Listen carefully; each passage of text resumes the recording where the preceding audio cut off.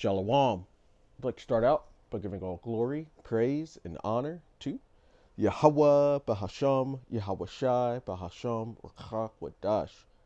Double honors to the elders and apostles of the Great Millstone. And Shalom to the elect of Israel. This is Thamayim in Atlanta, and right here on the screen, you see I've got pulled up this so-called UAP incident that occurred not too long ago over Washington, D.C., flying over Capitol Hill, and there were multiple lights seen. They try to say that it's drones being seen, and it's this one right here.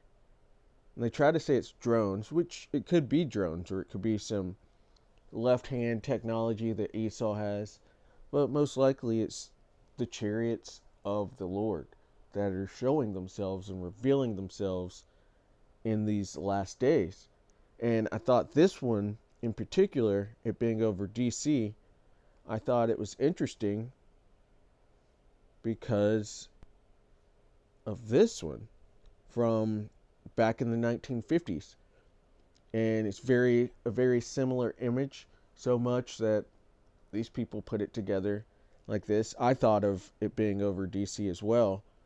But yeah, there's no new thing under the sun, and Lord will, this is the time where the chariots actually reveal themselves and then take out the current powers that be.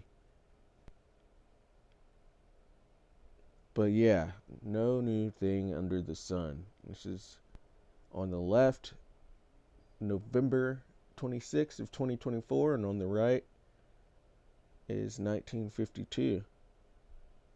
Over 70 years, and 7 is the number of completion, so Lord will, these chariots do their thing soon. This is the book of Ecclesiastes, chapter 1 and verse 9. It says, "The thing that hath been, it is that which shall be, and that which is done is that which shall be done. And there's no new thing under the sun." We're seeing the same thing back to back, or in 1952 and in 2024. But getting into some of the articles about it, because I've been seeing articles being pushed about this incident, and it says mysterious lights over Capitol Hill causes UFO panic in DC. It is already happening. This is from the New York Post one day ago. It says if aliens are looking for signs of intelligent life, they may want to look elsewhere. And we know them to not be aliens. These are the angels. These are the chariots of Israel that are being flown. They are identified, and we know what they are. And they're coming in to take out this world when they do return. It says an apparent UFO was caught hovering over Capitol Hill this week, sparking concerns that ETs could soon plan a coup.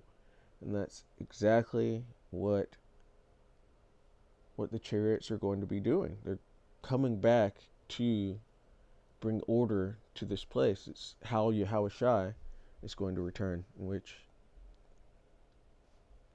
let's go ahead and go straight there to Revelation 1 and verse 7. It says, "Behold, he cometh with clouds."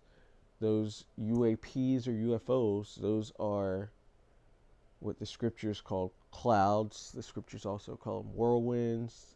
They call them, in 2 Ezra 13, it's called a mountain, a great mountain. And they're also called chariots, in which that's what they are. They're the chariots of Israel. They're not UAPs. And Yahushua is going to return in one of those chariots. It says, "Behold, he cometh with clouds." So he's bringing a whole armada of these chariots with him. "And every eye shall see him, and they also which pierced him." So everybody's going to see it. It's going to be a complete invasion of the earth. and all kindreds of the earth shall wail because of him, even so, Amen. Because this is going to be a fearful sight when the Lord returns with these chariots.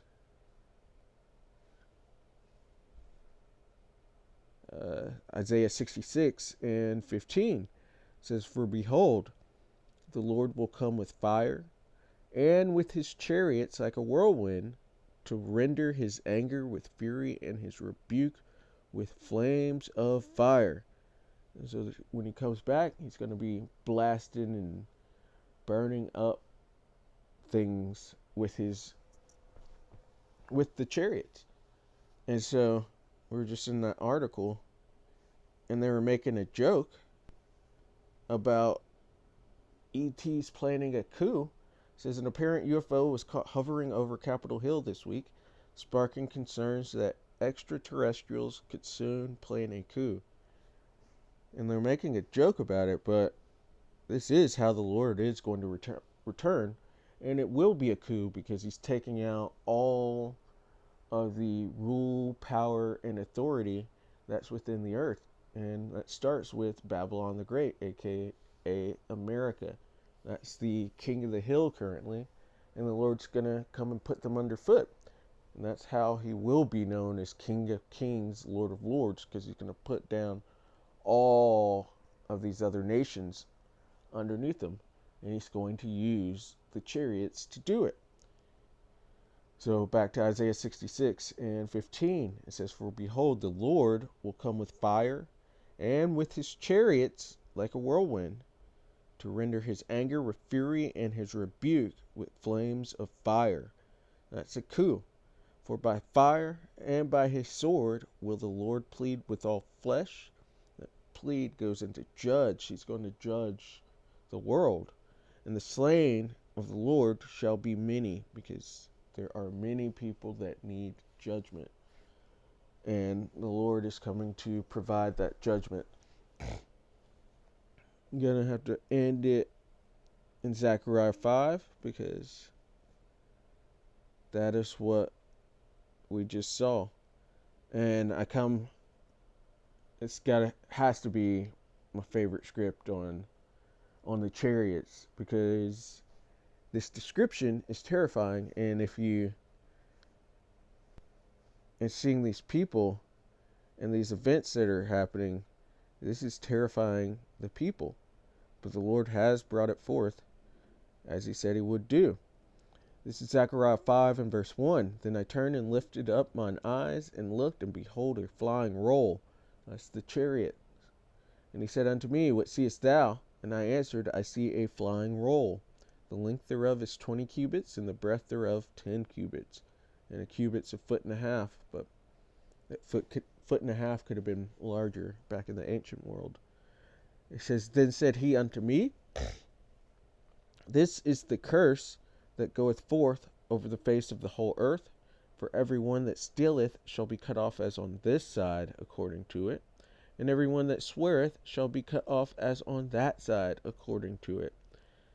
And that's also going into the coup, the overthrow of this current government, these current powers that be. They're going to be taken off. They're going to be cut off as on this side, according to it. It says, And I will bring it forth, saith the Lord of hosts. And he has brought forth these chariots. They're not always visible, but there are more and more sightings being called in and reported. And there are plenty more to come as well. And we have to look for a response from the Edomites too, because they've got left-handed means in which they might use their Project Bluebeam, or they might use some of their this craft technology that they have on the left hand. They might do that to trick the people one last time, because that's what they do. They deceive the earth, because they could have told the people that these are the chariots of the Most High, that these are the angels, but have the people in fear, thinking that they're aliens when they're not, and they know what they are. But that you know they have one last large deception under in their plans, and even this could be part of it. Those could be their technology. But we do know that the Lord has his own chariots, his own air force, if you will, that he's going to use to take down the nations. Excuse me. Verse 4, he says, "And I will bring it forth, saith the Lord Yahweh of hosts," the Lord of armies, and this is a branch of his army. "And it shall enter into the house of the thief, and into the house of him that sweareth falsely by my name." This is speaking of the Edomites. "And it shall remain in the midst of his house." And these, you get the most so-called UFO sightings reported here in Babylon, in the midst of the thief's house. "And shall consume it with the timber thereof and the stones thereof," because they're going to, with fire and with his chariots, will he render a recompense. And so this is something to look forward to, as well as the MOTB, as well as the world wars and civil wars, the economic collapse, the famine. Everything that's going to bring down Esau's world is something to look forward to, even though it might be a little unsettling. This is what has to happen for the kingdom of heaven to be established. So we look forward to the Lord bringing it forth. And so, Lord willing, that was edifying. I'd like to give all glory, praise, and honor to Yahweh, Bahasham, Yahweh Shai, Bahasham, Rakak, Wadash. Double honors to the elders and apostles of the great millstone, and shalom to the elect of Israel. Shalom.